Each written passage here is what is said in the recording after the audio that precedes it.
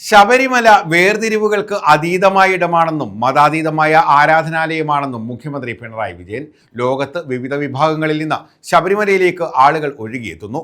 വിശ്വാസങ്ങൾക്കപ്പുറം എല്ലാവരും ഒരുമിച്ചെത്തുന്ന ഇടമാണ് ഇവിടം. ഈ ആരാധനാലയത്തെ ശക്തിപ്പെടുത്തേണ്ടത് ഉണ്ടെന്നും മുഖ്യമന്ത്രി വ്യക്തമാക്കി. പമ്പാതീരത്ത് ആഗോള അയ്യപ്പ സംഗമം ഉദ്ഘാടനം ചെയ്യുകയായിരുന്നു മുഖ്യമന്ത്രി. ശബരിമല വേർതിരിവുകൾക്ക് അതീതമായ ഇടമാണെന്നും മതാതീത ആരാധനാലയമാണെന്നും മുഖ്യമന്ത്രി പിണറായി വിജയൻ.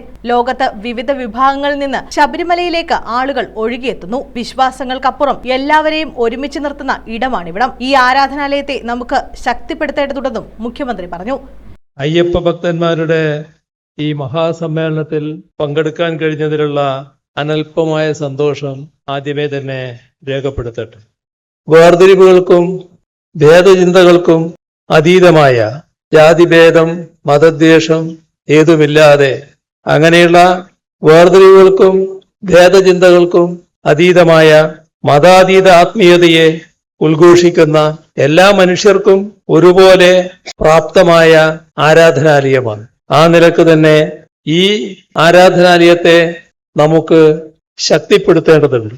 നൂതന ഗതാഗത സൗകര്യങ്ങൾ ഒരുങ്ങണം. ഭാഷാഭേദമന്യേ അയ്യപ്പ ഭക്തർക്ക് വിവരങ്ങൾ ലഭ്യമാക്കുന്നതിനും രജിസ്ട്രേഷൻ നടത്തുന്നതിനുമുള്ള പോർട്ടലുകളും ഹെൽപ്പ് ഡെസ്കുകളും ഉണ്ടാകണം. ആയിരക്കണക്കിന് വരുന്ന പ്രതിനിധി സാഗരത്തെ സാക്ഷിയാക്കിയാണ് ആഗോള അയ്യപ്പ സംഗമം മുഖ്യമന്ത്രി പിണറായി വിജയൻ ഉദ്ഘാടനം ചെയ്തത്. പ്രധാന വേദിയായ തത്വമസിയിൽ മന്ത്രിമാരും വിവിധ മത സാമുദായിക നേതാക്കളടക്കം സന്നിഹിതരായി.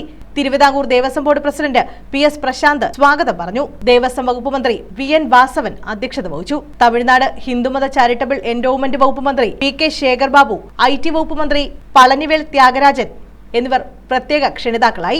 SNDP general secretary Vellappally Natesan, NSS vice president Sangeeth Kumar, KPMS general secretary Punnala Sreekumar തുടങ്ങിയവർ പങ്കെടുത്തു. ശബരിമലയുടെ മാസ്റ്റർ പ്ലാൻ ആയിരുന്നു സംഗമത്തിലെ പ്രധാന ചർച്ച. തത്വമസി, ശ്രീരാമസാഖേതം, ശബരിവേദികളിലായി ശബരിമല മാസ്റ്റർ പ്ലാൻ, ആത്മീയ ടൂറിസം സർക്യൂട്ട്, ശബരിമലയിലെ ആൾക്കൂട്ട നിയന്ത്രണവും തയ്യാറെടുപ്പുകളും എന്നീ വിഷയങ്ങളെക്കുറിച്ചും ചർച്ച നടത്തി. വിദേശ രാജ്യങ്ങളിൽ നിന്നടക്കം 3000 പ്രതിനിധികളാണ് സംഗമത്തിൽ പങ്കെടുത്തത്. ഇവർക്കൊപ്പം മത സാമുദായിക സാംസ്കാരിക രംഗത്തുള്ള 500 പേരും പങ്കെടുത്തു. പാസ് വഴിയായിരുന്നു പ്രതിനിധികൾക്ക് പ്രവേശനം അനുവദിച്ചത്.